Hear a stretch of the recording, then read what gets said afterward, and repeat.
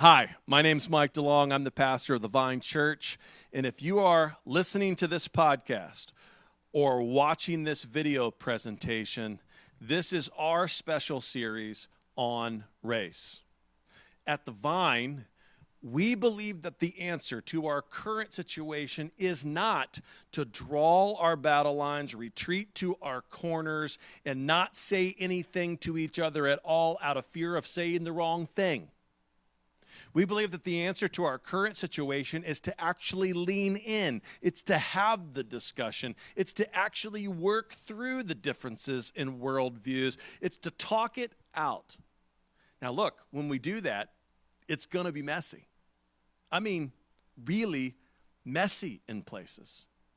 So as you consume this series, which has one-on-one interviews and panel discussions, you'll have to remember to be grace-filled yourself. For there will be messy moments where you will be offended. Because you see, here at the Vine, we have a pretty multicultural congregation.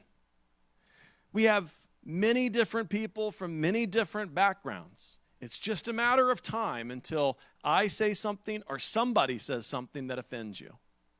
We live in a culture that's cancel culture based. Anytime we don't hear what we like or don't hear what we value, there's this temptation just to shut it down, cancel it. I'm going to ask you to suspend that for a moment. Offer grace to all that speak in this particular series. And as we work through this together, let's pray collectively that the Spirit of God would open our minds to the worldview of the other, give us perspective and mercy for the other, and that as we move together as a community, we may not fix the world, but we may become a shining example of how we overcome the differences in worldview through these discussions. This is our intent. Now, here's the deal. I can't control how you're going to react to this. The Bible clearly says in Romans chapter 12, it says, do everything within your power to live at peace. As far as it depends on you, do everything to live at peace. Which means know my heart and know the hearts of those who've participated. We want to promote unity. We want to promote clarity and a biblical worldview. There will be moments when in our brokenness, in our inability to communicate effectively, we'll say things off the cuff that will not be exactly what we hold to be true. But I can't control your reaction. I can only ask you to be mindful, thoughtful, prayerful, and grace-filled as we work through this together. All right, proceed. Love you. Mean it. Welcome back to Pewology. This is our show where the people in the pews get to weigh in on a whole bunch of issues that surround what's going on culturally, what's going on biblically, what's going on in the church, and there is no way to get around it. We've got to deal with the things that are currently facing us, and we are in the midst of some real change, some real emotional, relational race unrest in the United States. Can I get an amen from the congregation? Amen. Okay. All right. So here's the deal. Tonight, going around the table, I've got my good buddy Rodney, Pastor Rodney. Amen. Thank you, Jesus. Got my good buddy Tyson. Got my good buddy Will. Praise him. I got my good buddy Wonton, and I've got my good buddy Jorge. I think we'll just slide in after that. Usually we do a whole thing, and it's not as fun unless Glenn's here to do the races. Okay. Okay, so last week, last time we got together, we spent a little bit of time, and I wanted to dedicate another entire episode to the issue of policing, okay? Which I know is a very complicated issue. And let me just say this. I watched again what we did last week, okay? And it's passionate. it's messy. There's some moments that I don't like you. I don't like me. There's just some. It got. But here's the thing. I'm a strong believer in this, and I think you're going to agree with me on this. I think as pastors, and I think as church leaders, and I think as church members, this is the moment we should be leaning in and having this conversation and dealing with the tough things and and quitting this whole cancel culture and talking through it and figuring it out and not just like drawing our lines and going to our corners and pretending that this isn't a problem, right? Like I think we should like do this, engage. And if you do that, it's going to get messy. Yeah, absolutely. Yeah, just because the conversation is difficult doesn't mean it shouldn't be had. Right. Yeah. There you go. And that was proof. Last week we nailed that. Last week. I think we nailed that. Uncomfortable conversation. Yeah, it was uncomfortable place. But here's the deal. It came up last week, the issue of policing a little bit. And after I rewatched it, the thing that I was left most uncomfortable with, I was like, man, I do know some law enforcement, and we were really dismissive. We were a little hard on the law enforcement last week. A little bit. What I'm saying? And maybe rightfully so. Right. I haven't gone back and watched it. I know in the midst of it, I remember things got. We haven't released it yet. Oh, okay. Thank you, I Jesus. haven't seen it yet. No, It's just I'm human just like anyone else, but I know I usually try to. So You lost it again? Oh man. Yeah, I have family members that are police officers. So yeah. Okay, he's back. All right, so Some of your best friends are but police that's what I want to ask you. yeah. Do you personally? You going in and out? Do you personally know a police officer? Yeah, pull one of those. off. Yeah, I have. Do I you have- personally know a police officer? Yeah, my kid's grandfather is a retired police from NYPD.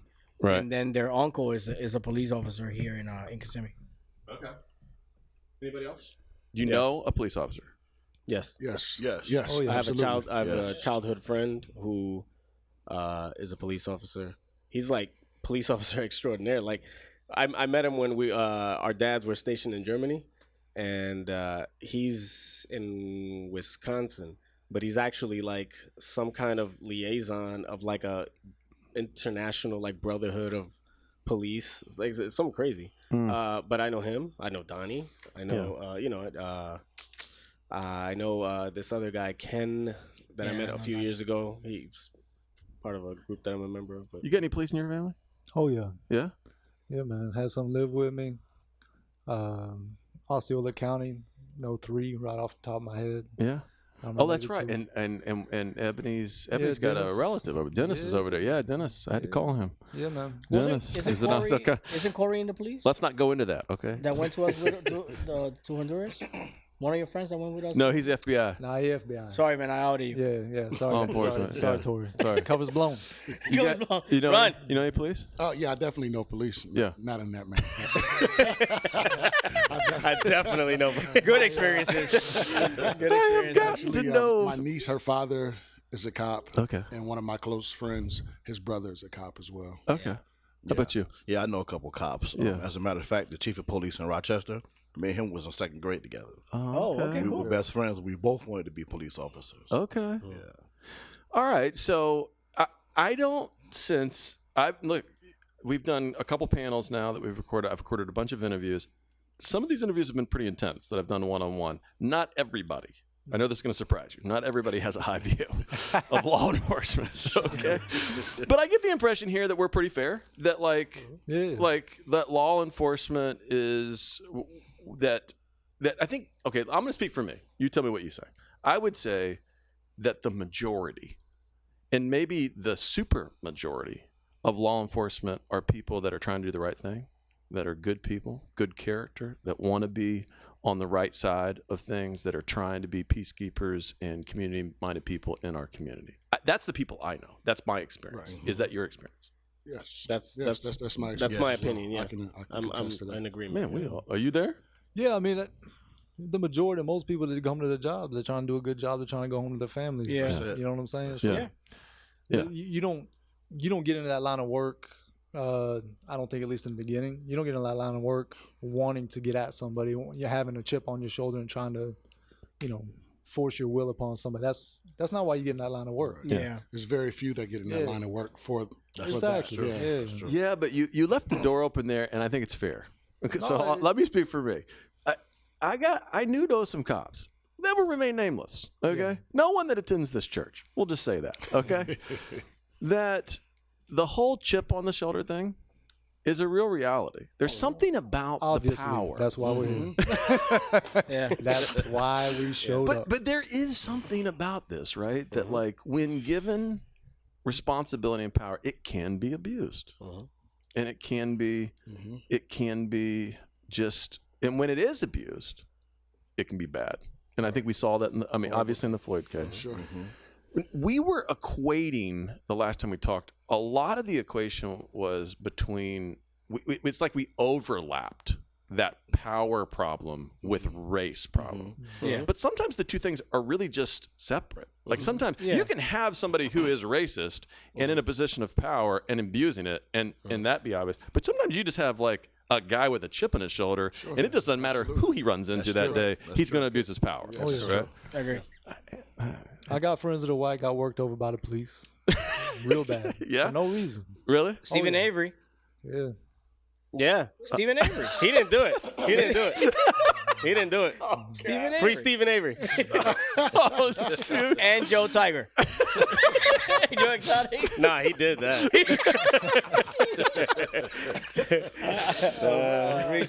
Reaching a little bit. Joe You Exotic. guys are Joe horrible. Exotic. I got a guy. I was driving the kid. I had the kids in the car. I had a turtle crossing the road, and I stopped the car. The kids got out to help the turtle across the road, and the dang cop lit me up from behind.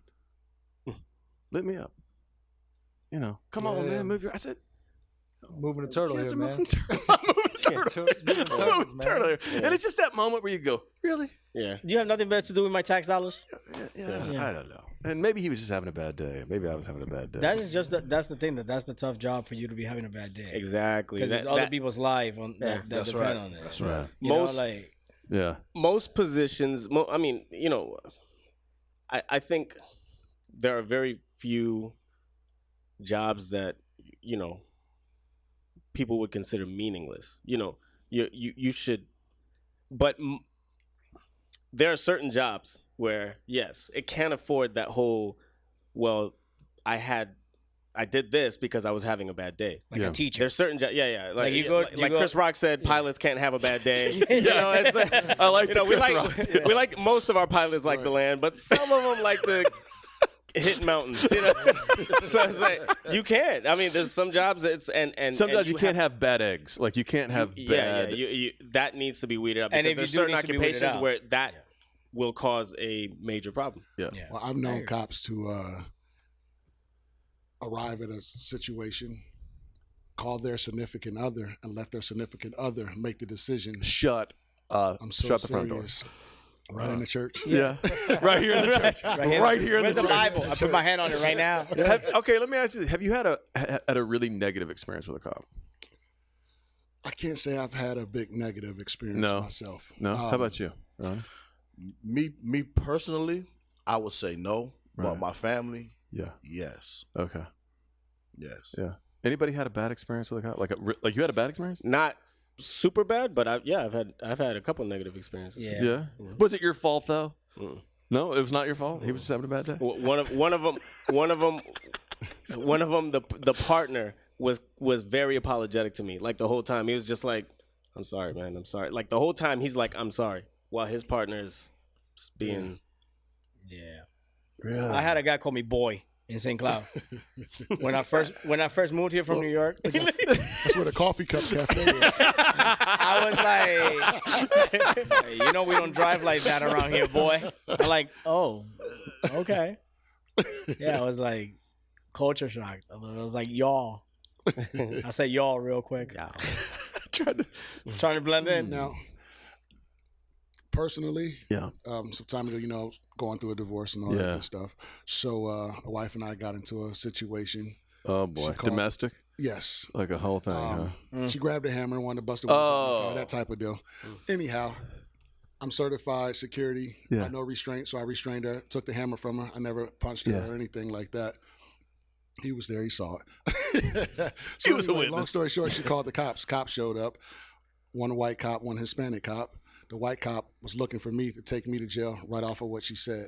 I'm glad the Hispanic cop showed up because he wanted to figure out what happened in the story. What's really happening? He called me and he was like, hey, what happened? I told him my whole story. I told him I don't mind coming back. I left the situation. Yeah. I didn't beat her up or anything. When I told him about the hammer, he was like, hold on, she never told that part. But the other cop was sitting over there with her. Oh, I know he does this all the time, doesn't he? I can tell. Oh, abused all- boy. Are you serious? 18 years, and she stayed with me. I just been beating her behind for 18 years. So, Yeah. I think that's the part that kind of shocks me. Like whenever I watch these movies of people like wrongfully convicted, or like the Central Park 5, or Right. like that movie, I think it's called Just Mercy or Just Grace, Yeah. something like that. Like, we talk a lot about the system and statistics and stuff like that, but the same system that we believe in betrays us. Like, there's a bunch of people right now in jail wrongfully convicted. Yeah. And you could come back and be like, this wasn't me, like, false confessions, like all of this. Like, this is, this. It's that- systemic. That's what needs to be addressed. You know what? I didn't even think about this last week, but you said it jokingly. But there's so many people that are incredulous that there would be any kind of manipulation or any kind of like scheming. Sure, it's speculation, it's conjecture. But the Stephen Avery case, the Making a Murderer. Okay.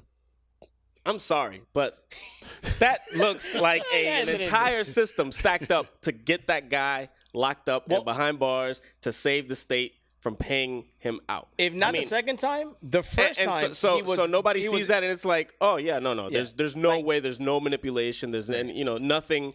There's no way an entire system could be, like stacked against somebody if they really wanted to. Like the Central Park 5. Like they told these kids, hey, your buddy already confessed, so you might as well confess so you could get less time. You have these kids that lost their entire life in jail. You know what I mean? So it does happen. It does exist. Absolutely. And I would tell you this. Like I know, like we were talking last week and we were talking about statistics and numbers and stuff like that. But I bet you that a lot of the stuff that does happen doesn't get reported. No. Like most of the like I've seen when I was in New York, the police would come up and just pile up a bunch of kids, teenagers. We were just playing basketball against the wall and frisk them and search them, right? Guarantee you, none of them went and said, "Hey, I was for no reason I was checked." Yeah. But also, there's only a certain amount of time that those young boys, can that happen to before they turn rebellious or have like a like a negative, I don't trust the police type of feeling. I think I'm comparing the conversations from last week to this week. I think you're making a good point. I think that last week we were specifically talking about the death rates. Yeah, right? okay. I got you. So it was very narrow, very the narrow. discussion. Yeah. And in that there is some anomalies in the number they're very debated, they're argued over, they're looked at from different angles and different worldviews, and numbers can mean things to different people and all that kind of stuff. Yeah. But you're right. That's not where the numbers stop. And I had an interview today where I think that became very apparent. He was making the same point you were making. He's saying, "Hey, guess what? You might be right on these death rate numbers, but that's not where the story ends. We've got what about civil rights violations? Yeah. What about Absolutely. What about these laws that get passed that later we decide that they're not constitutional, like a stop and a frisk? What I'm saying? But what about how these things are applied? Non-violent drug offenses. Non-violent, or think about all the people that lost years and years and years over marijuana that now. It's like a joke. Sorry. So really, My bad. there is, and through those conversations, my eyes are like, okay, yeah, you're right. Like that part of the discussion, we definitely did not cover last week. We covered very specifically one specific number and drove at that number, and it got funky there for a second because it was like, we don't want to talk about that number, but that is a number, right? But then it was like, we should have said, well, what about all these other numbers? And that's the point. I think that's what we were trying to say, but we couldn't. It was the beginning of a conversation. So of course, how do we, it's Maneuver. the first conversation. How do you maneuver? Yeah, exactly. You don't let that conversation stop the ongoing debate. Right. But that's what it is. That anytime an issue gets brought up, it's like a statistic gets thrown out, and I feel the statistic is like, here, end of case, shut up. Whatever you're going to say is invalid. Right. Wait, no. Yeah. because the number doesn't say everything. And can also, just to be fair, and we saw some of this last week too. I think you're right.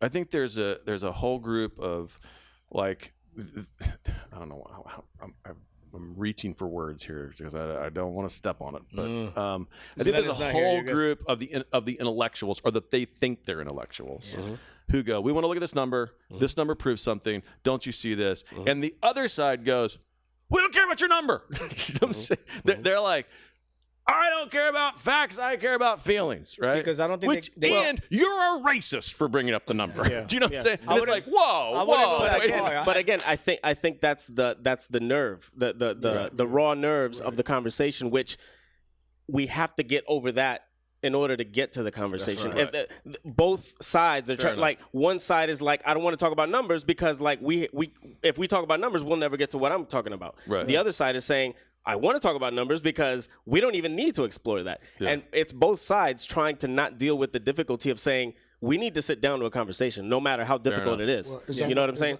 Like, don't shut one argument or the other down because it's a difficult conversation. These 2 podcasts that you shared with us this week were great. I have some additional thoughts, and I'm sure we'll get to it later. But they were good. It's really good stuff. Yeah. All right. So what I thought we would do tonight, I didn't know how I want to do this. Like think about it. You got 5-6 guys sitting around here who have not been in law enforcement talking about law enforcement. I'm like, oh, this is dangerous. You know what I'm saying? We're gonna piss somebody off with this. You know. So what I thought I would do is give you a case, a specific case is being talked about now, and get your opinion. Like, just say, hey, weigh in on this. And I tried to pick one that was like in the middle, pretty fair, that I feel like it's right in the deal. There's no agenda here. I just want to get your like takes on this. Let's walk through it, see what you think. I'm not good at this. I gave a guy 3 years for 3 bottles of olive oil one time. In the jury. I was like, yep. Shut, you were a jury? I was in the jury and I was And like, you sentenced a guy to 3 years? He knocked some people over on the way out. I was like, if year? you're gonna steal something that's gonna like make your life. What are you gonna do with 3 bottles of olive oil? He was going to You can't pray. even eat Of it. olive oil? He was going to pray. It was supposed to fall Wednesday. It was one for Yeah, the Father man. and one for the Son. The Holy Spirit. And you gave him 3 years? Not by myself, but I did convince the jury that he needed to pay. He was the guy. He was the guy. Oh my God! Whoa. I was like, You're the Don't epitome of forget the you're on problem. camera. I'm he's not alive anymore. I'm sure he was 60 back then. He saw his last days in jail because of you. Oh man. How would you feel if he died in prison? Oh, over olive He oil? knocked some people down, man. He was trying to- did what he did. He was I trying to be just. healthy. Trying to go. Hey, listen, olive oil can be expensive. Was it like expensive? Like the? No, man, it was Goya. It wasn't even extra virgin. No. Exactly. It made me extra angry. I was like, It might not even be olive oil. The bottle says it. All right. Quick. Yes. And this doesn't. It's not the same thing. It's Yes. not the same thing at all. I've never been law enforcement. I've been military. Yeah. I think there's a lot of military goes into the law Yeah. enforcement. There's some parallels there. Fair enough. But I think that there's something to be said about the mentality. I think that both of these careers need to have. Yes. So this name came up last week, and when I heard the name, I knew the name. I had heard it in the protests. I didn't know the full story, so I was fresh to this week too. On March 13th, 2020 of this year, Breonna Taylor was asleep in her apartment when the Louisville Metro Police Department executed a no-knock warrant. Yep. And in the entering of her apartment, ended up firing over 20 shots, 8 of which hit her. Right? Yep. Everybody following this? Mhm. Does everybody else know this story? I don't. Okay. I don't know. Okay. I don't know all the facts, but I've heard of the story. Yeah. Yes. I've heard of the story. I don't know the facts. So usually the chant at the parade at the protest right now is say her name. Yep. Right. Okay. So, but here's the funky thing, kind of the weird thing in the case, right? I said funky. yeah, I'm like, all saw right, y'all along. faces. I just said funky. Okay? I saw they were like, what the heck? This pastor just dropped the F Keep word. it real. I said funky. Church is very liberal. I like it like that. Yeah. We're about to change subjects real quick. Sweet Okay. mercy. When they entered, her boyfriend shot first. Yep. It was no knock. No knock warrant. And so they come Did in. not announce themselves. They did not. They say that after they entered, they said police, but who knows? Sure. Let's Sure. pretend they didn't. For the sake of this conversation, let's pretend that they didn't. Let's say they did. Well, either way, right? So they issue this no knock warrant. They come in. When they break through the door, the boyfriend fires. He claims, he's like, I don't know who's breaking in, so I'm shooting at whoever's coming through the door. Correct. Protecting He the shoots. Well, they're police. They shoot back. Yep. She gets hit in the crossfire and dies. 8 shots go into her. Right. I think there's 2 or 3 that enter and 1 on the outside. Right. Yep. Of the other cops. Tell them So- the kicker, though. What's that? Tell them the kicker. Well, I mean, the backstory is that the police had done this, supposedly had done this investigation, that this was about drugs, that they had received the warrant, that she had in her past dated a guy who was in the present selling drugs, and they believed that he was having drugs shipped to her home, and he was picking them up from her home. That's what they say. But who were they after? They after Breonna Taylor. No, Who were they after? they were after her ex-boyfriend from like whatever, Who was already in police custody? who was already in police custody. You're kidding me. That ended up being true. Not at all. I almost cursed. That ended up being true. I think. ahead and give him one. I think with a separate agency. It doesn't matter. No, It doesn't matter. It Right. doesn't matter. But okay. It doesn't matter. But check this out. So let's say that let's give them the benefit of the doubt that they don't know that the Okay. guy's in custody. I'll give them that. Right. Because it does happen. Yeah, it does Yeah, it happen. does They happen. make mistakes. They're imperfect. Yeah.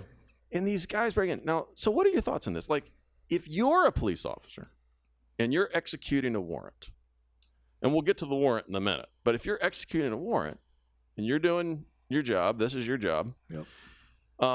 And you get shot at, are you not going to shoot? Of course. You're going to shoot back. Definitely. You're trained If I to don't shoot know who's back. coming in. Right. Right. Or if you're inside, you're or vice definitely versa. shooting that way. That's right. Right. If you don't know. But if you're the cop and you're shot at as you come through the door, Defending myself now. you go shoot. Yeah, I get it. It's like when we went to get weapons of mass destruction that were in there. You can't blame the military that went there to do their job. Yeah. Wait, what happened? War. He's talking about the war. Gulf War. Like Oh, the okay, Gulf yeah, War. yeah, Like, yeah. like the military Well, went there, the second They went there under false pretenses. They Yeah. went there under false information. but they False information, but they yeah. went to do their job thinking that they were going to do the right thing. Yeah. yeah. Yeah, that makes sense. But that's what I'm saying. Like, here's my worry about this, and you give me your feedback on this. We throw these names in under this like haze of like, hey, we have this racial problem, Mm-hmm. right? But then when I look at this case and I'm like, is this a race thing? Like, what's happening here, right? Like these guys, in my mind, I'm like, if I'm a police officer, I come through the door, this is my job. Now, we can talk about the validity of that no-knock warrant, which I think that's up for debate. Like, should we have those, right? Well, Because even- they've suspended that since. Yeah, you're not blaming the police officer just like you're not blaming the military for going and doing something they weren't supposed to be doing. Right. So that's what I'm saying. Like, it feels like to me, is that, or we're not saying those cops are racist, right? No, we're not saying they're racist, but they didn't dot their I's across their Exactly. T's. Yeah. Yeah. And the judge had to sign off on that as Yeah, well. Exactly. Yeah, That's what I was gonna maybe say. not, Not the just cops. them. Maybe not the cops that were on the scene, but at Right. some level At some above level. them. Right. Somebody failed. Yeah. Who knows? Right. Well, that's what my thought was. Okay, when we're talking, because it feels like right now there's just so much emotion and so much tension, right? That sometimes we're just throwing these names and throwing these situations all in one bucket, and I'm like, doesn't it take like a little bit more nuanced look at these things to figure some of this out? For me, I look at this and I go, if you came to me and said, hey, we've got a real issue with no-knock warrants, whether that is the best police tactic. From a police department, they're saying, hey, look, the reason for no-knock warrants is we want to make sure that the people that we're coming into to execute this warrant, they're not throwing away what we're trying to find. I get it. Right. Right. And I get that. Yep. But from the other side, from a person that's getting their door kicked in, guess what? I guess the community, and I guess where this could be a racial issue is the community that these are executed maybe at more than disproportionately, maybe black communities. Right That's there. the thing. And maybe that's the racial component. And maybe from that perspective, whoever's getting the no-knock warrant is saying, hey, basically this is a legal ticket to execute. Because if you come through the door Right. and they're surprised and they do anything, you have a right to shoot them. The majority of the time, they're not doing it at 6 o'clock right before supper. No, they're doing it at night. Obviously, she was in bed. Right, She they're was doing it asleep. in the wee hours of the morning Yeah. or something in that nature where it's going to The boyfriend was just to shoot. I had police officers Break down your door? tell the truth. not break down my door. I was staying somewhere, and it was 4 a.m., and I wake up, and I'm surrounded. I'm in bed. I'm just, like, surrounded. The person let them in. I don't believe they had a warrant, but they let them in, and I just opened my eyes, and it was nothing. It was nothing. Like, What did you do? they took me out of the house in cuffs, How old was and I she? sat out there, and then after a few minutes, we just have to clear it up with Kissimmee. It was St. Cloud. We just have to clear it up with Kissimmee. They didn't have anything. They said sorry. They took the handcuffs off and they left. Oh. And I said, really? Just a sorry, man. Yeah. I said, I So asked you at the came beginning here- of this podcast you if came you had here- any weird encounters with police, and that you came didn't here- bring that up. I said I That's had a pretty few. good. Well, that's one, but I mean, That's one of them. but I'm sitting out there like in front of the neighborhood in Right. cuffs, and then it's like, so you came and got me what? Like, obviously you didn't have enough, so that's it. That's it. Like, Well, a lot of times they want to do it for the embarrassment anyway, just to mess with you. yeah, it's possible. Yeah. Yeah. Like when they bring me in that little room every time I come back from Honduras. There's no need for that. I've been there 3 times already. There's, like every time we come back from Honduras, Shakedown. You can't say bomb on a plane. Bomb. like the first year, I get it. I haven't traveled in a while, but like year 2, year 3, I'm translating for you. Like, help me out. You know? Look, the no knock warrant thing also, that again, like you said, it's almost like it can be used as, a license to execute almost. I kind of feel that way about, I can apply that logic to the Arbery case. People want to say it's legal in Georgia to make a citizen's arrest. It's legal to use deadly force during that citizen's arrest. Look, man, if I know, or if I don't know, whatever. This is somebody that I'm gonna go because I have a right to carry this gun. They will probably react to me pulling a gun on them. So then the second they react, it's like, well, it's self-defense. Yeah. So can it be manipulated? Yeah. You know what I'm saying? I'm pro. By the way, I'm let's be pro. honest. I'm pro Let's be gun. I'm honest. pro responsible. But let's be honest, gun right? ownership. Somebody pulls a gun and you don't have a gun, you're going to run at them? Do you know what you're gonna do until I you're in that know I'm not situation? running them. You think you? I know you think that. You don't. You No, think you then don't. I Listen, that. man. Listen, The long I've one jump on I've him. had plenty of situations in my life where I didn't know what I thought I was gonna do until the moment came, and I said, I ain't running "Wow, no gun." I've reacted completely different from what I thought in my head I would do." I could bet money on this. one. Hypothetically, He ain't running on nobody. I'm running away. I don't even need a crystal ball for this one. I can tell you. Michael start crying right The on the first spot. time I ever spent any time with Juan, you know what he told me about himself? He said, what did he say? He said, I come from a long line of cowards. that's what he told me. He goes, I come from a long line of cowards. We I live. said- We live to be really old. We run. If there's You hear a trouble, I'm shot? running. I said, brother, you like my long lost brother. I wish you had that. Like Kinder spirit. Yeah. being in New York, we from upstate New York. Yeah. So where we come from, we were taught to run. Yeah. You taught to run. Yeah. You don't wait. Oh, there go the police. There go 12. Take off. Everybody scatter. Oh, okay. Even if you're not doing it, you can just be standing in a group because Yeah. what they'll do, they'll come up there, harass you. Let me see. Listen, I'm in my yard. No, you on the sidewalk. Give me a Yeah. like for what? gotcha. That happened to For me what? before. And you can ask questions because Like, they we get all- we all offended. right, exactly. We all sitting out having a little barbecue. Everybody chipped in, brought meat, this, that, and the other. Music playing. They pull up. They see us all out there. Start asking questions. We in our yard. We're not. No, you on the sidewalk. You on the sidewalk. Come here. But now you're on the sidewalk. Like, why are y'all messing with us? Yeah. So, you talk. Hey, there they go. Take off. Everybody act like just so they can just mind their business and keep going. Okay. So. Yeah. I think it's so tricky because for every instance, like I was thinking about that after the last podcast. Like number one, I was like kind of embarrassed for myself for some of the things that I said because, you should treat. I'm a big believer. You should treat every person for who they are, like that person. Like forget about everybody else. And I felt like I generalized a lot when it came to like, well, these people did this or like the police did this. Like, and when I left, I was like, man, I could have done better with that. Yeah. I think that as a community, as a country, as a nation, as humanity, we have lost that art to just be like, okay, let me take this person like what this person did, they're responsible for it. Like that's it. Like I can't generalize that everybody is like that. Yeah. You know, and then I also put myself in the cop's position because I've had interaction with cops where I'm like, it's logical. Like I'm talking to you. I just want you to listen to me. Like I'm not a dirtbag. Like I'm trying to show you what I'm doing. And sometimes it's worked. Sometimes the guy has an attitude and it doesn't. You know what I mean? But I also thought about how often, like the cops don't have that luxury of being lenient with you sometimes. Yeah. Like if you tell them, hey, let me just show you, I'm going to get my friend to tell you that I'm here and it's legal what I'm doing. How many times have they went and got that friend and then the cop ends up dead?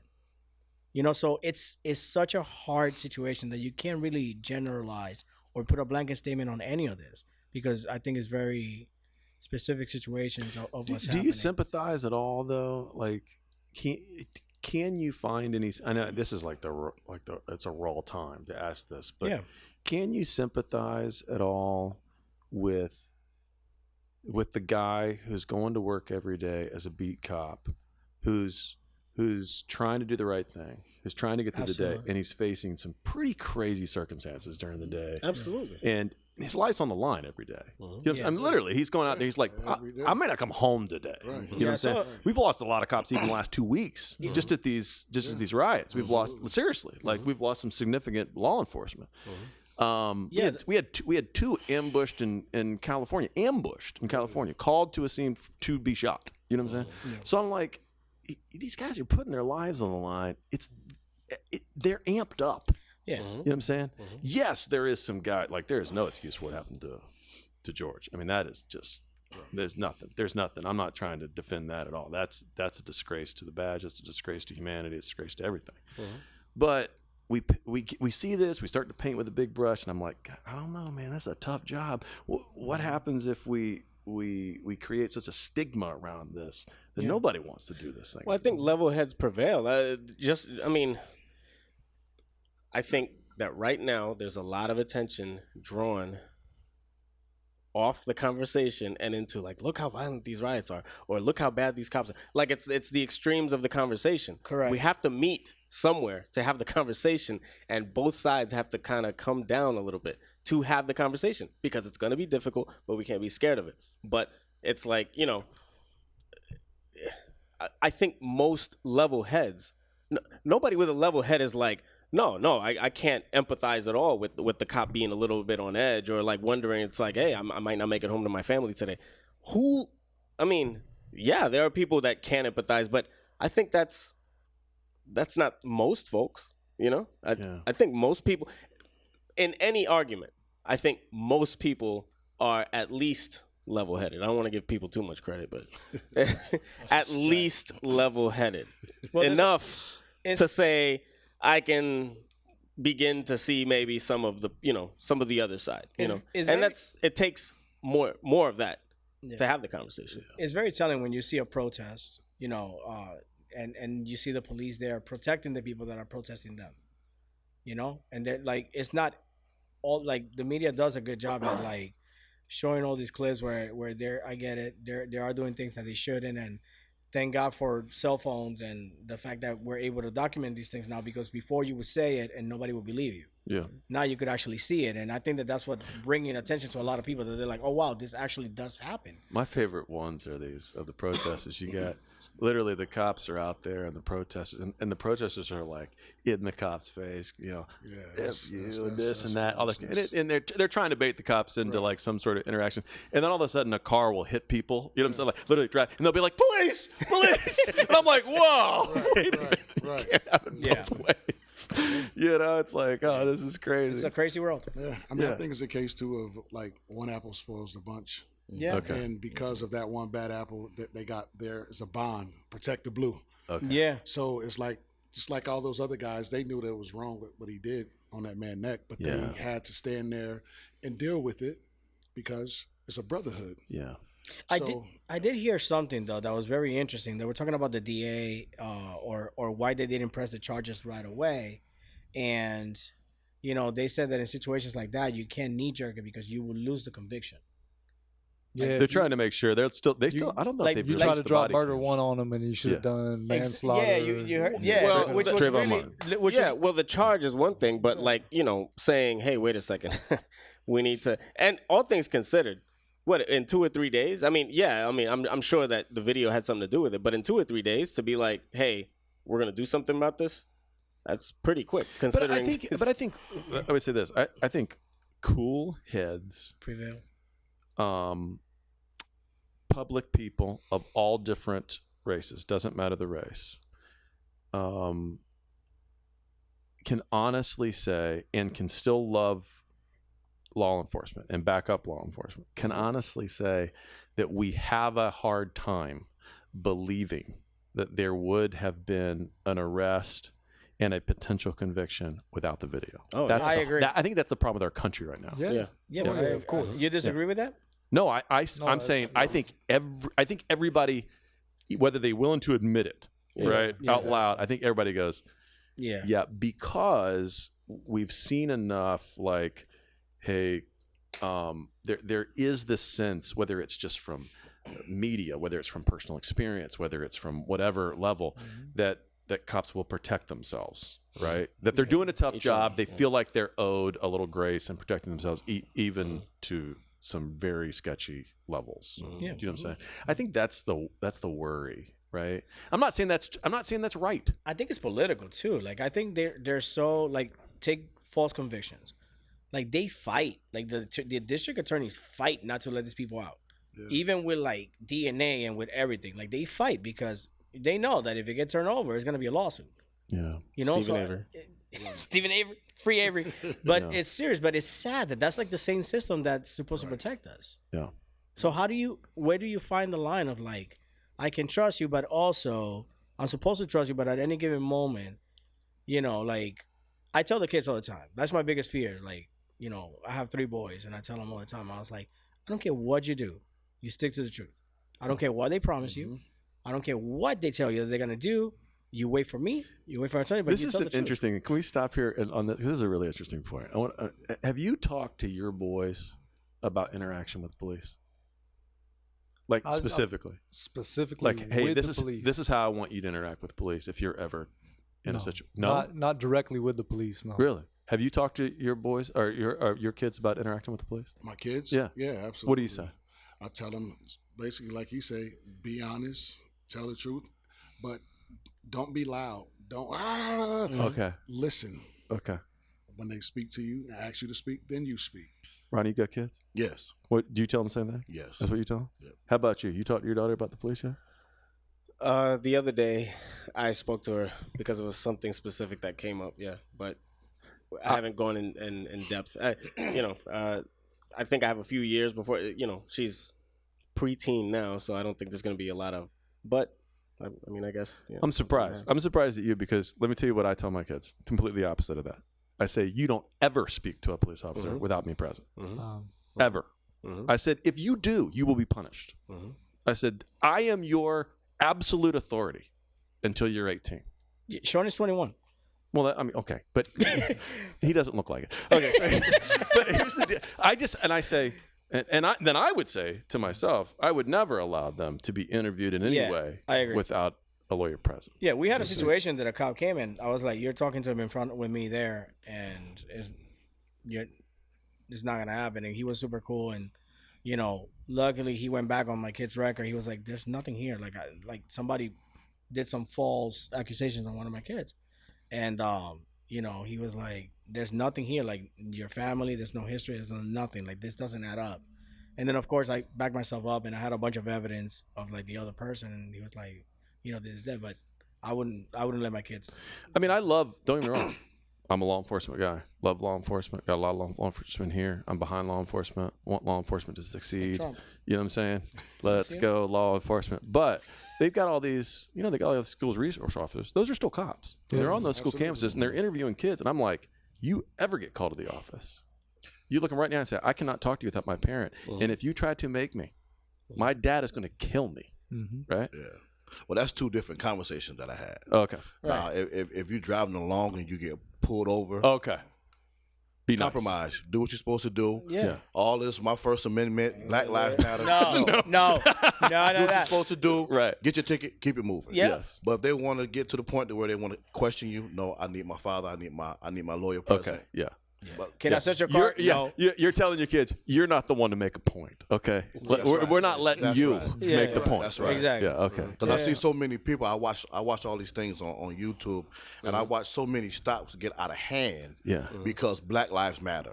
It get out of hand because you're violating my First Amendment, my Fifth Amendment. The man asked you for your license and your registration insurance because you know you were speeding. Come on. Yeah. And if you were breaking the rules, just take it. Yeah. Be on your way. Get your ticket and be on your way. Be on. Got a police. And that's Trying to not get a home, problem. just like you trying to It's- get home. That's And true. I get it. There's a we need to be wise. That's not a problem. But the problem is when nothing has been committed and then the abuse comes in for whatever reason. Say, well, and one of the I think the link you sent today where some independent study, I think, dug into Ferguson where they were using the cops to bankroll the city. Yeah. And so it was almost incentivized for the cops to find it was infractions. incentivized. Yeah. It was. Yeah, so it's like No, there are come on. certain there are a whole.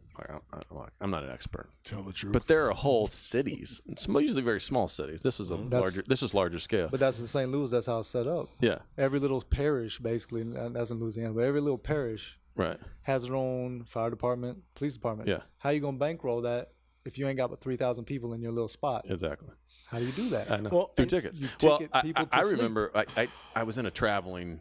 I was in a band for a while when I was in college, and so we traveled all over the Southeast. But we traveled extensively in Florida. I mean, I've been to almost every place in Florida, and I just knew that when we got to the outskirts of Waldo, Don't you mess- had to go don't the speed limit slow because down that through was their start. whole gimmick. Slow down Like through I'm start. saying, from the second you hit the city limits, they were handing out tickets to you. Hit the city limits on the other side, and that's how they were funding the city. Yeah. Do you know what I'm saying? It didn't care, and it wasn't about race. It was Every about look, time. we got to pay the bills, right? Dollar bills. But even when it does time. come to race, you have if you're wise, you still have to use your wisdom. Yeah. Because if you know that he's pulling you over and you haven't done anything, and you figure he's pulling me over because I'm black, Yeah. stay cool. Yeah. Yeah. Do what you're supposed to do. Give him what he needs.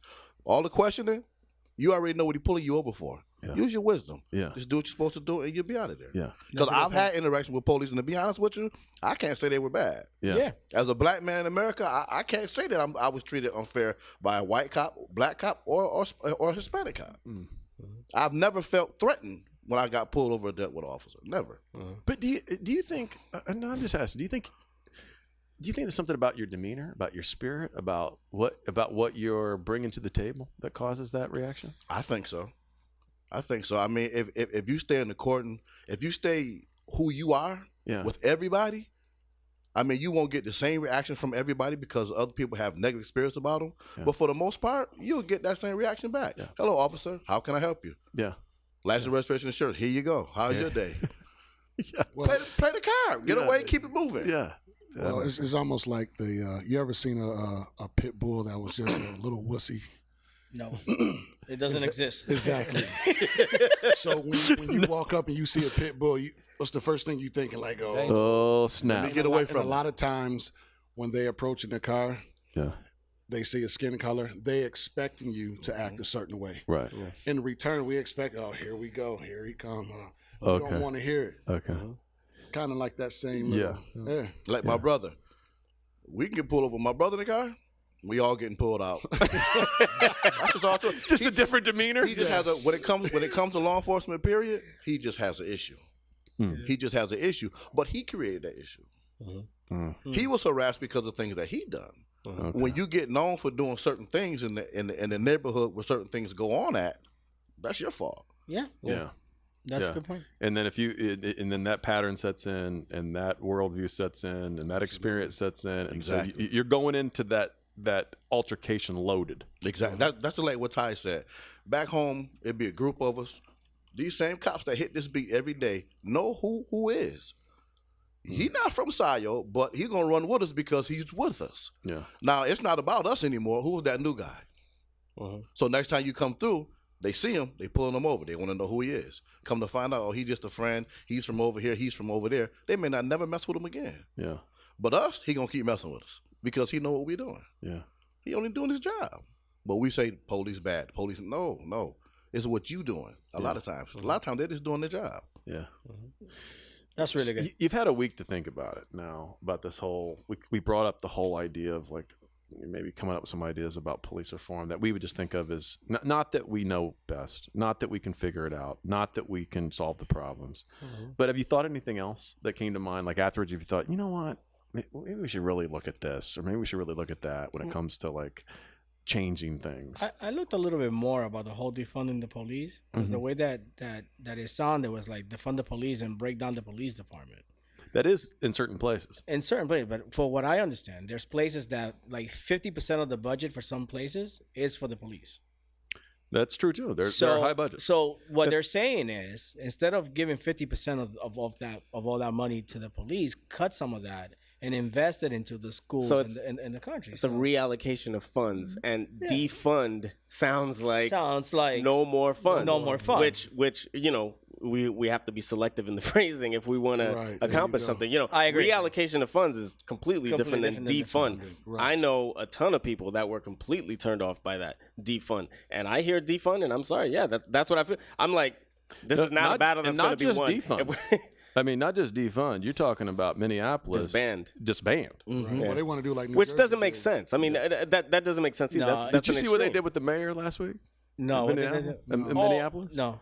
They had him out at a protest and literally had him up and called him up. You know, this guy's a Democrat. He's been very supportive. He's been on the side. He's hated on Trump. He's done all the things that the protesters have wanted. Trust me, he's a team member. You know what I'm saying?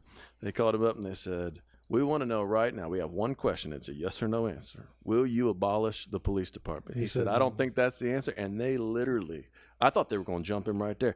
I'm talking about F you, booed him, and just ran him right back out of the thing. But in all honesty, it's not the answer, because there are places that the police department doesn't have a decent budget, and those cops are stressed out because they're shorthanded, and when they go out, they're like, so I think, again, the key to all this is balance. Yeah. And everybody has to be level-headed and think of what's, you can't throw like a blanket, this is going to work everywhere, because it doesn't. Cities, counties, everything works different, and everybody should be thinking. But if there's a place that's getting like 50% of their budget and it's to the police, and those police officers are just going out and giving out tickets, That's a problem. that's a problem.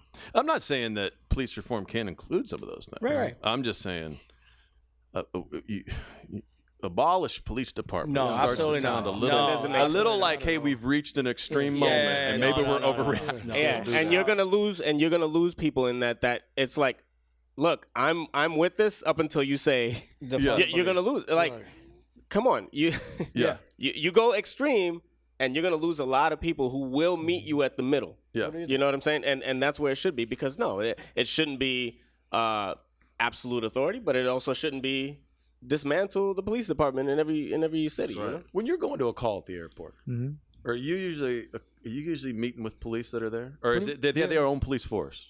No, it's Orlando. It's Orlando. So you're spending some time with some police guys, right? Down there? Yeah, all the time. Yeah. Man. They're good people, man. It's like, you got to realize it's just like, I used to use the example, and not just for police. This was on a racial level, because I took my Charlie when she was younger. Okay. Ebony had this Jamaican lady that lived right behind Evans. So she's right in Pine Hills, bad area, quote unquote.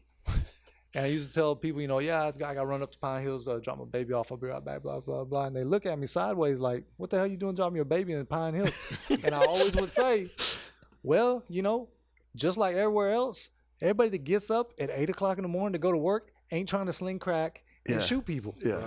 They're waking up with the same worries and the same issues you're working. Absolutely. This is a human thing, man. Yeah. It doesn't. It never made sense to me. Like, well, you gotta go over there to drop your baby off. What do you mean, man? They know good people in Pine Hill. Yeah, Everybody exactly. can't afford to live in Windermere. Exactly. I mean, But that's what I'm saying. It's like, it feels like we get to these moments, these tipping point moments, and it feels like the extreme gets And more louder. The worse you've had it. Yeah. I've got a friend I'm real tight with, and he's all about defunding the police. He's got leaned on real bad. 2 separate instances where he could have went to jail for a long time. Ruined his life. Beautiful human being, beautiful heart, which makes it even worse. Right. Like y'all picked the wrong one. Like, Yeah, why are you doing yeah. this? But he grew up in the South, grew up Winter Haven. Roger Covington, what's up, baby? He wants to defund the police. I can sympathize. I have empathy for why he would say that. Yeah. I cannot agree with that because I'm looking at it objectively from the outside looking in. Right. If somebody killed your baby and you're like, death penalty all day, got to make it happen. But somebody on the outside is like, death penalty is real hard. Yeah. It's a subjective issue. That's a You good have point. to gain objectivity with anything you're with. And the more, the thing that kills me about race, always kills me about race. I've been with the same woman since I was 18, 19 years old. What's up, Eb? 5 years. Yeah. I tell this to people that actually have a conversation with me. I'm not the dude I was when I was 17. Right. I don't think about black people just the way I did when I was 17. Right. There's a reason for that. Yeah. It's we're interconnected now. Yeah. You can't look at the outside and then all of a sudden have this epiphany.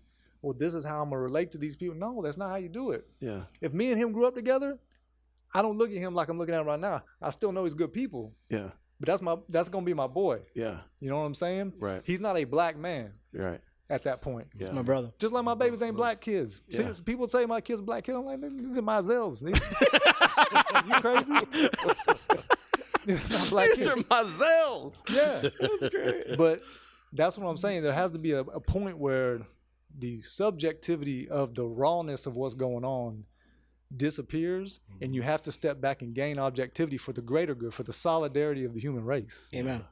We're Americans. I feel like it's hard to get there, though, man. It's very It hard. is. It is. America's founded on bad karma. Right. Yeah. There you go. 400 years of real bad things, and we're still doing real bad things. Yeah.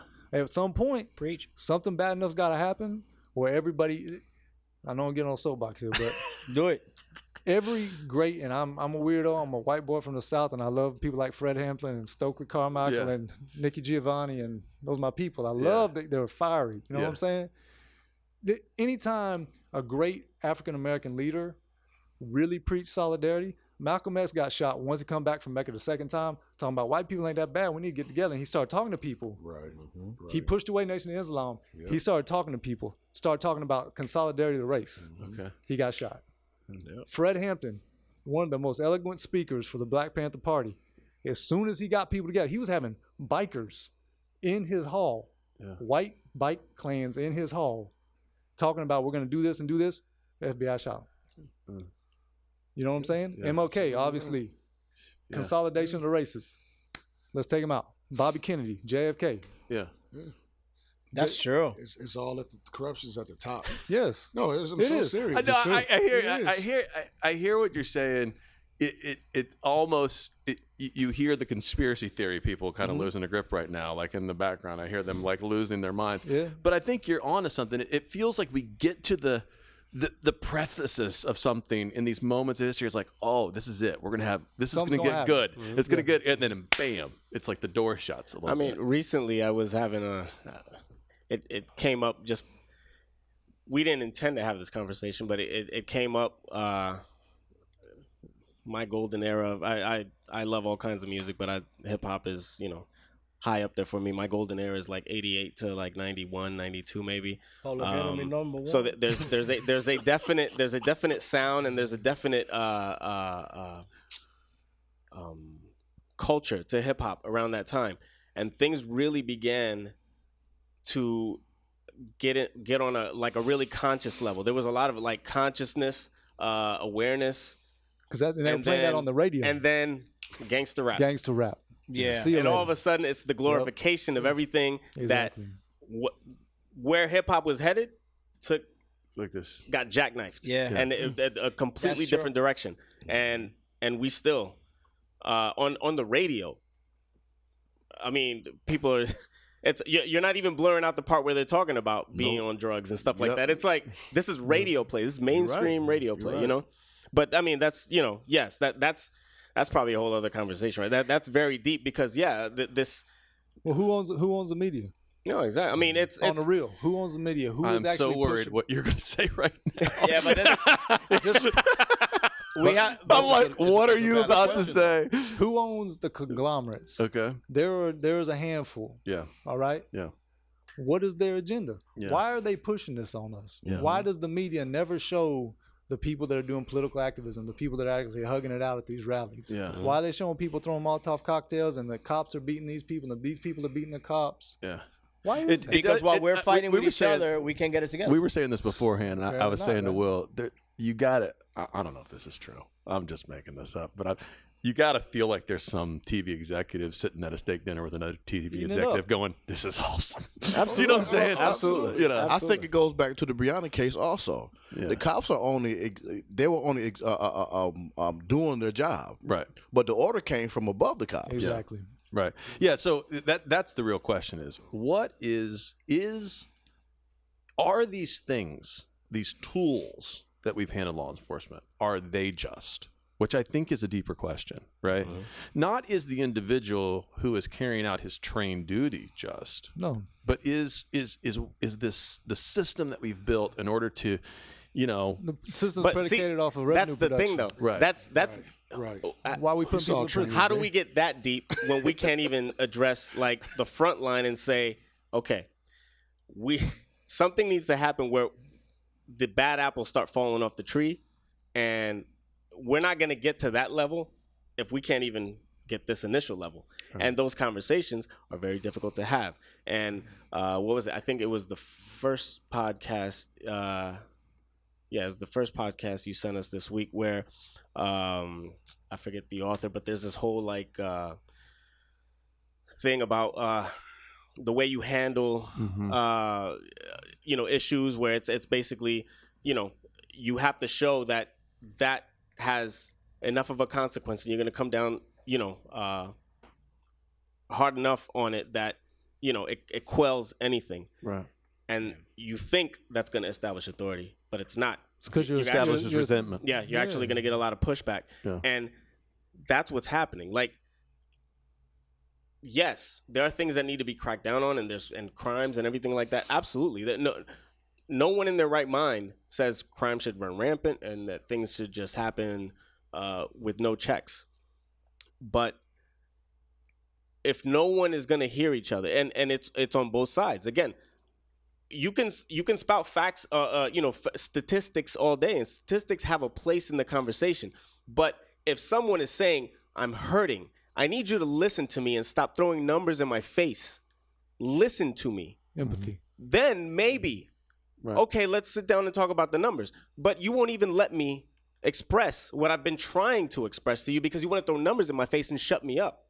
And then the other side is like, I want to stick to logic. I can't get swept away in emotion because we're never going to get to the point. You know what I'm saying? So both have to give. Yeah. Both have to give. No one's going to listen to each other until the other side starts saying, "Let me listen to you." It's a broken system. Even if you do get the chance to speak it, you're speaking it to the guys on the lower level.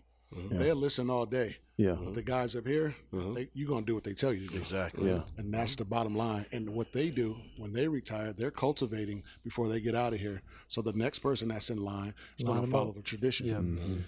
I mean, much as people talk about Trump and this, that, and the other, he's not a politician. He's the face of this country. He don't run this country. Believe that. Somebody else run this country. Oh, yeah.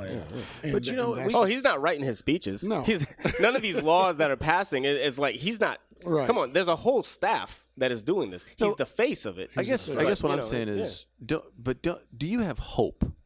Do you have hope that we can change this, though? That we can change it through voting and through I have hope. conversation? I have hope in Christ. Okay. Amen. That's it. Yeah. Come on, somebody get out the guitar. That's Let's it. have a word. Hit that red button. I think. Okay. I think to your point though, you're talking about we have to start at a certain level. If you're really going to talk about it and be real about it, then you have to stop worrying about who's running the country, quote unquote. I love Barack Obama to death, but he wasn't running the country just like the last 42 Yeah, of them. were. Absolutely. The money people are running the country, so the laws are passed down to produce revenue, regardless of what those Lobbyists. laws are. Right. Lobbyists and stuff. You have to vote locally to actually affect your home. Almost like, well, I got talking about how you're gonna change the world. I'm gonna raise my family right. Right. And then they're gonna raise their family right. Right. And that's gonna echo. Yeah. The same thing when you vote for your school commissioner and your county commissioner and your house seat. Yeah. That's how you. You got to get to know these That's how people. you leverage that power. Yeah. Now, one person's not going to leverage the power, but if Right. you consolidate and get solidarity, then you enact change.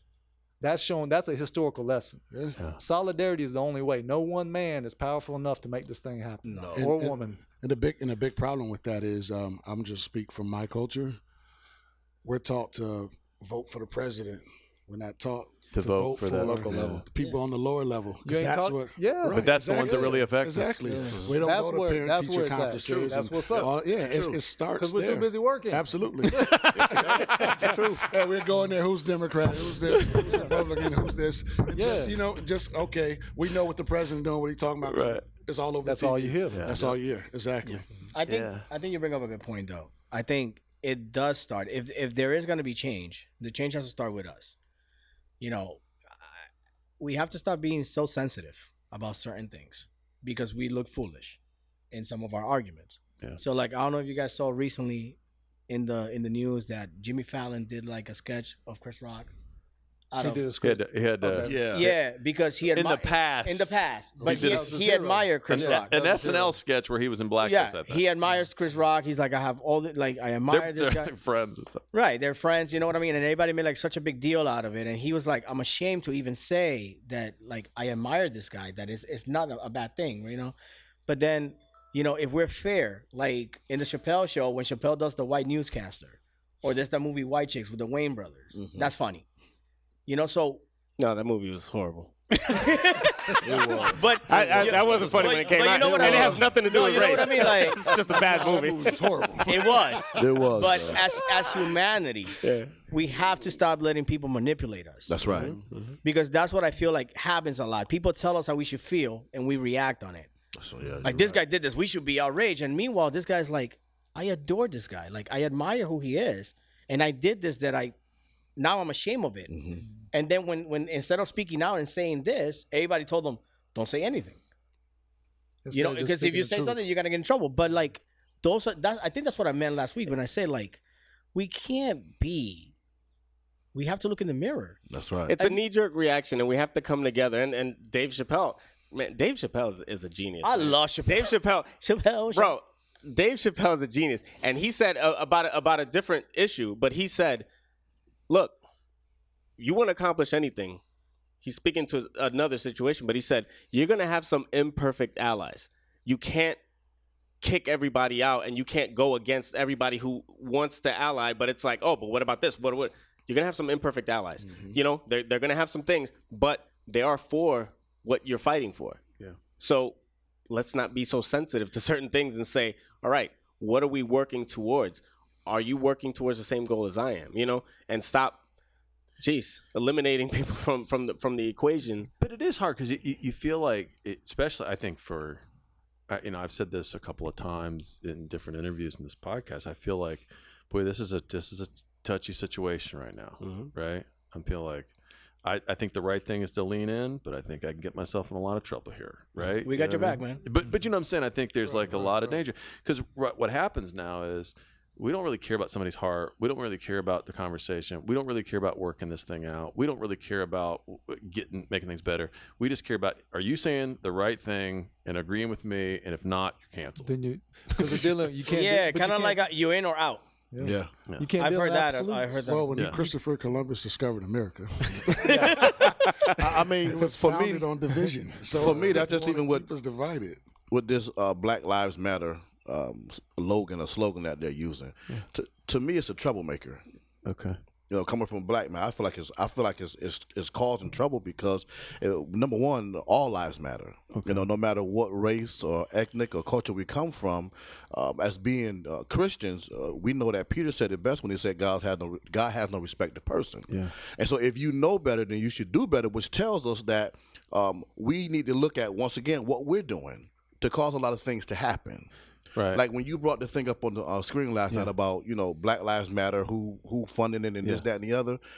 I mean, you got the mayor of D.C. who has painted the streets Black Lives Matter, And she's using that logo. and she's using that logo. Yeah. And I mean, you're causing backlash from white people or Hispanic people who feels as if it is a racial slur. But then when we say, but then when they say how they feel, you know what I mean? They're being racial, but we're not being racial. Yeah. But to me, it is a racial slur because once again, all lives matter. Yeah. You know what I mean? And for me, being in a position that I'm in right now in my life, it's not about all lives matter, but it's about what can we do to compensate for everybody. Right. You know what I mean? No weapon formed against us shall prosper. Amen. How can we come together to form this fivefold ministry that really supposed to be happening amongst brothers and sisters? Right. So I think sometimes as leaders, you know, even in government or even in the church, we go too far with some things. Yeah. You know, we pick some things up and we run with it, and then when it comes back running at us, Yeah. you know, and I don't agree with it. And I've got some backlash like, why wouldn't you? Why would I? Yeah. With what the Black Lives Matter. yeah. What do you I mean, think's the- I'm what do hearing think's you the out, and I, intention? What do you think's the intention when? And I'm not talking about, and I don't like to use absolutes. What do you think the intention is when somebody, if just in whatever social media page somebody puts that up, what do you think that they're trying to get at? What do you think they're trying to elicit when they say that? Like, for example, the owner of Amazon. Okay. He's catching so much backlash because he has that on his page or whatever he has it on. But like he said, you know, at the end of the day, it's just not about, you know, I mean, for him, it's about the way black people are treated. But at the end of the day, it's about everybody. I understand. You know what I mean? And So you don't want to do business with me. inclusivity. Yeah, I mean, you don't want to do business with me because I care about black people and how they feel and what they think. That's not right. Well, I hear you, man, and I respect what you have to say, and I have friends also who share, you know, across the racial divide, all kinds of color. I have all kind of, you know, friends of every race, creed, and color, right? And I get into disagreements with a lot of them. So some of the stuff that they, I guess, you know, this is a volatile topic. So, but I know them, so I know their heart, and we're in disagreement about maybe some words. But it's like at the end of the day, it's like, oh my God, I'm trying to like, I want to talk to you about, you know, how I feel about this, and you want to talk about how you feel about this. I know your heart, so it's different. But it's the person that you don't know their heart that's when you take it, you know, more offensively.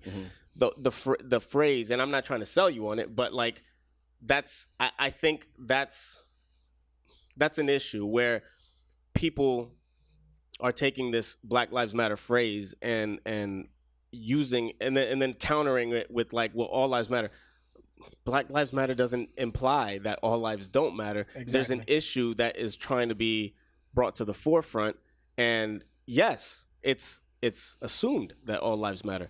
But if there's an issue that needs to be addressed, if I go to the hospital and there's been all kinds of metaphors this week. You know, the 99. You know, it's like, yeah, the 99 matter, but this one Jesus is the one turned that his needs back to go get that one, you know, because that one needs help. Let me But tell if you- I have a but that's broken what- bone, but- yeah. if I have a broken bone and I go to the hospital and they go, oh man, but you have all this other stuff. Yeah, but the bone needs the attention right Right. now. That's so what it let's means. do that. It doesn't mean that the other bones don't matter. Right. It just means that right now. Let me tell you what I there's think. some healing that needs Let me to tell you what happen. I hear and what you're saying, and I think I understand what you're saying. I relate to what you're saying. And I did this last night when I addressed the church. I was like, let me just wade into this and just get myself in some real trouble.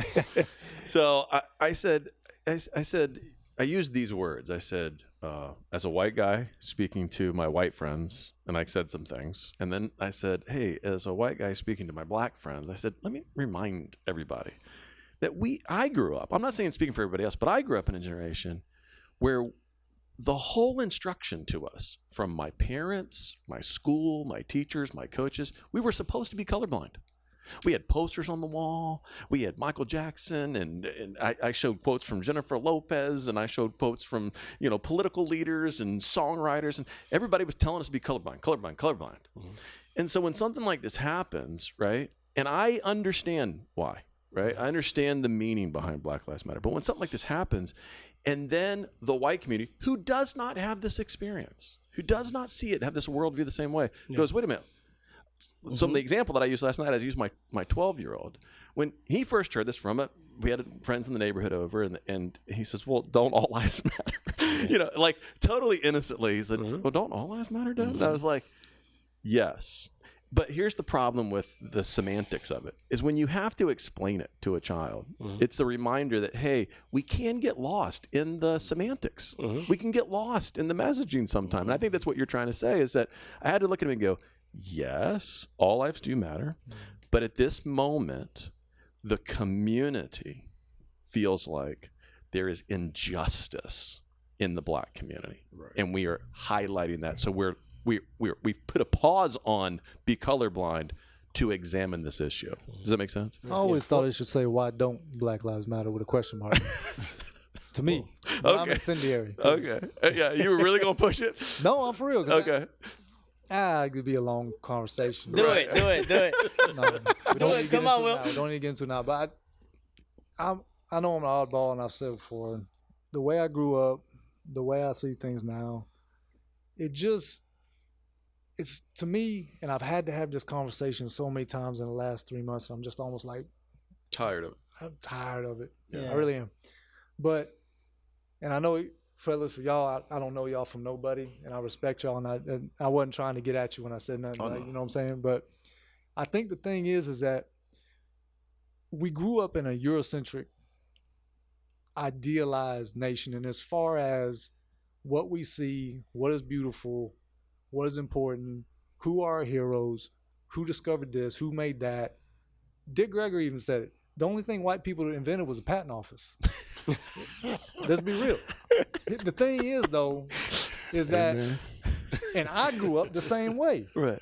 I grew up, this is what's beautiful, this is who I should be attracted to, this is how I should think. And I realized it's wrong. I was like, well, why is it wrong? You know what I'm saying? Yeah. There has to be a point where we're comfortable making white people uncomfortable with the fact they grew up with some blinders on. Yeah. And that's speaking for me too. You know what I'm saying? Mm-hmm. There has to be a point where you have to be held accountable for the fact your worldview and your viewpoints do not have validity at this point. Yeah. There has to be a point when you see something happen, regardless of the way it's skewed and how it was presented. This was a human being. He died. Nobody's giving a damn about it. Why is that? Why is 1 in 4 men of African descent in Louisiana in the penal system? Are there 25% of them jokers just evil? No. Why is it 30% of the population, 60% of the dang penitentiaries? Yeah. What's going on? You know what I'm saying? There's got to be a point where we just cut through the BS. We got a problem. Americans, we got a problem. Look at yourself in the mirror. Think about what's going on. Mm-hmm. Really, really think about what's going on. There is an issue. Yeah. The policing, the school funding, all you start from the bottom, bring it all up. It's still there. It's still staring at you. Yep, I agree. And why? There's an elephant in the room. Nobody want to talk about it. But then it makes you uncomfortable. I don't care why people get uncomfortable. It's racism. The problem with racism is racism. Right. It's For true. real. Yeah, we say a lot of pretty things, but like, think about it. Like, we're Tired of it. especially now. Like, I can't remember. I'm 43. I can't remember ever our country being so divided like this. And I'm sure that it has been in the past. You know, in the 60s and times like that. But like, in the 80s and the 90s, it didn't seem as bad. But like now, it's like there's this division, and now it's like it's almost like America first. Like, we still talk about as Christians about one person from different language and everything, but America first. Let's build borders. Let's keep these people out. Let's do this. Let's do that. Are you trying to really complicate this issue? I'm not, no. I'm being honest. Like, are we really Christians about one? Christ said one from different nations, different language, different everything. But we say things that sound really cute. Well, We people say grew that. up- We they- say they that. grew up different. We so- say no, but we say that we want that. Like, if you talk to any Christians, oh no, I believe in that, like one world. But Right. no, that's- but that- America. But that's the world they came from. Right. I mean, just like, you ever been to a good old boy bar? Yes. All right. So, Not me, man. I don't know what I'm talking right. about. But if I When want, do I go to a all right, so there's a big difference. If I bring you to a bar Yeah. in the hood, Pine Hills, Yeah. you're going to be okay. You're going to be all You're right. going to co-sign. Huh? Absolutely. You co-sign. Oh, he Not even he that. good. There ain't gonna be a problem. It ain't Yeah. gonna be a problem. It's not Not with problem. you. Yep, but not even with me. They Yeah. he look like he the Jakes, he the police. No, he good. Are we being You spending audited? money, right? You're having a good time. If I walk in a good old boy bar, what's gonna happen? Okay. Music stop. Hey, Bubba, Are you lost? who's that? Well, for a rapper. let me see it. Go ahead. I'm gonna tread into some challenging waters here. here we No, go. listen. do it. Why are you I looking want- at me? Because I felt like you were very impassioned in that explanation. I am. Okay. Rightfully so. I'm just gonna push a little bit. All right. I want to remind you that I love you. And I love all. Okay. Is this a Glenn talk? Yeah. It's like, No. I gotta say, nothing this week is close to last week. So we haven't even hit the edges of last week. Last week was fire. And there's plenty of love. But last week, the beginning of this conversation was very much impassioned. Okay, so let me ask you this: Yeah. the things that when you looked at the current state of affairs Uh-huh. within America, specifically Black America, Okay. and listed those things, I'm going to say this: I agree 100%. I agree that we have we look at some numbers, the outflow of those numbers, the pragmatic outflow, and we go, man, this is crazy. Like these are shocking numbers. Those numbers aren't wrong. I've actually looked at some of this stuff. I'm like, man, the amount of incarceration, all this stuff, it's crazy. It's obscene. The amount of crime, it's crazy. Yeah. So, and I'm just asking, Yeah, man. you looked at it through the lens of it's outside forces that are causing this community. And I'm not saying that's wrong. I'm saying obviously there's got to be a systematic ripple effect that's come down, right, into this community. I agree with that. I'm on board. I'm on your team. Yeah. I'm a friend. Okay. But can there be internal? Of course they Yes. Okay. And can that be included in the conversation? are. Well, here It should be. the history. In order for it to be healing. The history of how things are set up. Go ahead. Get on it. your Get soapbox. Get Come it. on. I'm with you. Get it, Will. All right, so everybody knows slavery happened. Sure. Okay, we can bypass that. Yeah. Okay, so slavery's done. Everybody's free. Right. Cool. Yeah. So But you can't vote. We cannot vote. Okay, but there's mass disenfranchisement. You're Jim talking about, Crow, you're talking about- segregation, whole thing. before that, you're talking about Okay. pig law. You're talking about three Yeah. fifths. You're talking Yeah. about Yeah. redlining. You're talking about sundown law. You're talking about all of that. Yeah.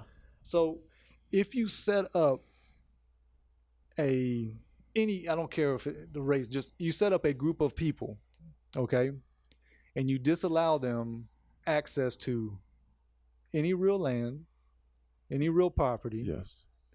Yes. You don't even really let them stack any money. Okay. Like let's just go with fiat currency, just money, okay? And they have no other way to get out of the situation they are in Okay. up until, relatively, Right. present. Okay.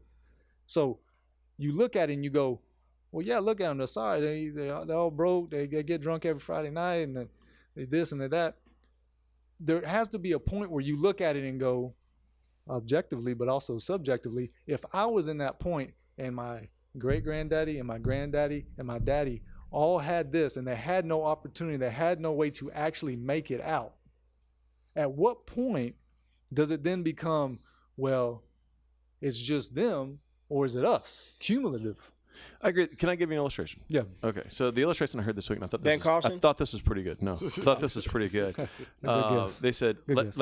they said, this is how I want to explain it. Mm-hmm. And he said this. This is pretty good. He said, let's say we sat down to a Monopoly game, Oh, I know that. Monopoly. and I got to take the first 400 turns, Exactly. Yeah. Exactly.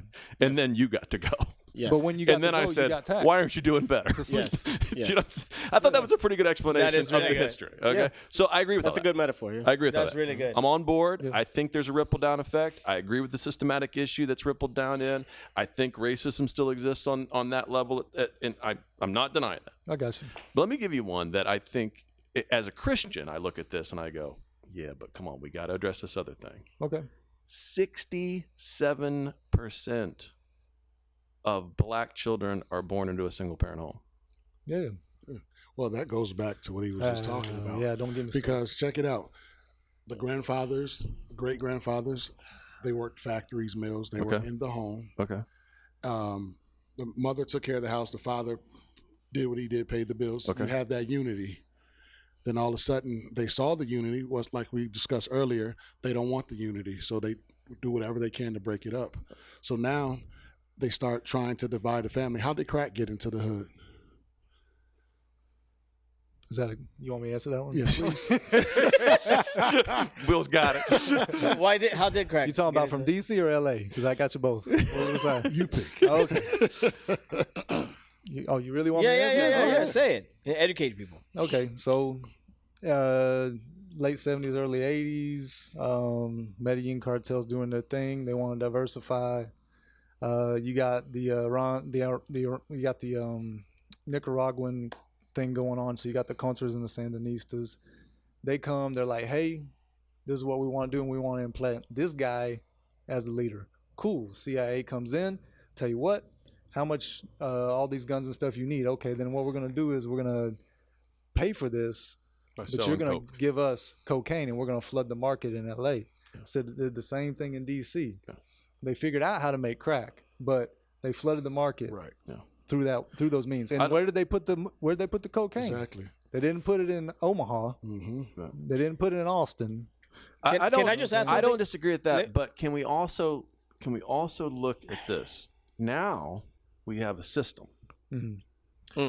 And I'm just saying, historically, the black community is voting for the Democratic Party, who is constantly pushing social service ideas that actually incentivize. Yes, you're correct. Fathers not being in the home. Yep.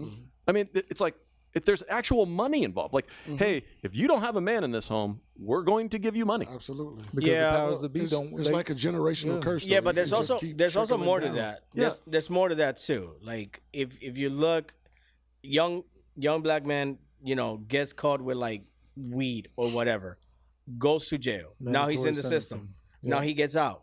Now he can get a job because he's African American and he's got a record for drugs when it was just weed. Fair. And then, ends up having to hustle because now he can get a job, goes back to jail. And when jail, let's be honest. If you go to jail, you're just going to learn how to be a better Thug. whatever you were. Yep.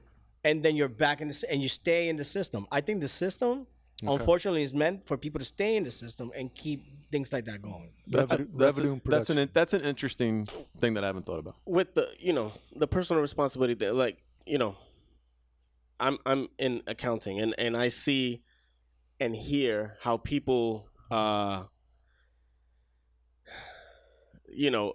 to manipulate things to older folks who at this point in their lives have widowed, maybe they have certain benefits, and it's like, well, if we marry, we're going to lose these benefits. So it's like we're still going to be together, but we're going to game the system to get the money, right? Right. Now, incentivizing and saying, I mean, you can still conspire and say, hey, I'm gonna say there's no man in that because we're going to get money in the house, but no, you're going to be around.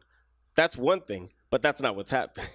The personal responsibility is that for one reason or another, which is a whole other issue that needs to be addressed, is that, women are selecting men or, not selecting, just, whatever, men who are not willing to step up to their responsibility, and men are doing things that it's like, oh, I don't want to take care of that responsibility. Yeah. So that's a whole other step right there. Because if you really wanted to game the system, then you want to win all around, quote unquote. It's like, no, we're going to be a family, but let's game the system so we can get this money and we're still a family. Yeah. That's not what's happening. But that's like in every race. Like I know 3 girls that have at least 2 kids with the same guy. He doesn't take care of any of them, and he's white. So and that's I'm not saying it doesn't. I'm saying the number is disproportionate in the black community. And I'm not even saying that's as a racial thing. Like I said, I see all walks of life. I see senior citizens say, "Let's game the system." You know what I'm saying? So and I see across the board, it's a whole other topic of conversation. Personal responsibility is. There's something. Look, man, and you know this. You're a father. There is something about a dad pouring into your life. Oh, absolutely. Well, That when that I grew up with vacuum, a single mama. Yeah, man. I know, but you know what I'm Yeah, saying. When that vacuum I didn't grow up it's with the my plan dad of the either. enemy, though. It's the plan of the enemy. That's But look what, how you turned out. that's what Satan wants, though. Touche. Yes. Yeah, that's what Satan wants. Right. So we were called to be the head Yes. as men. Yes. But we've been demasculized. All types Yeah. of stuff is happening. Yeah. That's just the plan of the enemy, Yeah. and it's carried out. Once again, it's generational curses too. Yeah. Yeah. Because Yeah. probably everybody, but especially in my background, if I leave, I break up. The first thing, you better go put him on child support. Right. You better not let him see that kid. Yeah. You're taking away from, you know what Yeah. I'm saying? And now you got this master plan. Okay, well, I can get on social services. Yeah. I'm gonna get food stamps. And it's generational. Yeah. And I worry about it from that spiritual, biblical worldview component, right? Like, if we can't at least having the conversation, like, hey, we have to have on no matter what the race, but we have to have a reinvestment in what the family means. Amen. And for the next generation, dude, there's no hope, bro. There's no hope without Right. mothers and fathers pulling their crap together and going, hey, we're going to pour into the next generation. What do we expect? They're just going to figure it out themselves? They won't. Right. They won't. Well, I mean, what's the ratio of men to women in your church? We're higher, so we'll be a little higher than the typical black church. So Right, we're probably about maybe 55, 45. Okay. You know what I'm saying? That's real good. Yeah, it's good. That's, It's good. that's phenomenal. Yeah, it's actually. good. It's good. Yeah. Yeah, it's pretty high. In a typical thing, are you looking at me like I'm crazy? No, I have no idea what you guys are talking Yeah, about. well, in Like, a black church, it would be very low. There'd be What like is- 5 guys on 100 women. You're oh, right. really? Yeah. Oh, Oh, yeah. Oh, yeah. Note to self. The church I come out of up there, If I ever get a divorce. for years, I mean, if you have 15 ministers in the church, 3 of them are men. Yeah, Yeah. yeah, Membership, 150, 25 men. yeah, yeah. We went down to. I was in the Keys last year or 2 years ago with my wife, and it was on a Sunday. And I said, "Let's just go to church, baby. We haven't sat in a service in Just hung 10 out. years together." Do you know what I'm saying? I'm up preaching every week. So we did. We walked to the nearest church to our bread and breakfast, and we just walked in, and it was an all black church. And she was like, "Wait a minute." I said, "Just sit down. We're fine." Right? So we sat down, service, and it was old school. So they had the thing at the beginning where everybody walked around and said, whatever, something Christ, and also for you, and the whole deal, like real historic kind of thing. Okay. And the greeting time took 35 minutes. I said, we ain't gonna make it through this whole service. I said, we're used to an hour. Come on. Come on. We used to but there was 150 women and 5 guys. Yeah. 5 guys. It's Nobody and none of the men were in their 20s to 30s. Right. That's You bad. know what I'm saying? And I thought, I looked at it and I was like, that can't be this. There has to be an answer where we catch the hearts and the minds again of black men, and they reinvest in this from family, from faith, and all that kind of stuff, and they take it Well, serious. it's gaining trust. A lot of times, they don't trust the church. They don't trust the pastors. There's a lot of corruption and the pedestal that pastors are put on. Yep. And they're like, "Oh, well, I ain't had no dad." It's like you ain't Yeah. about to tell me what to do, and Yeah. I know what you back there doing and you Yeah. doing. So it's gaining trust all over again. That's true. That's true. That's There's some blame to be shed on the clergy. You know what I find interesting? I'm just kind of like observing this. It's so last week I remember making this point, and I'm still making this point to certain people. There's a conversation that needs to be had, and it's a difficult conversation.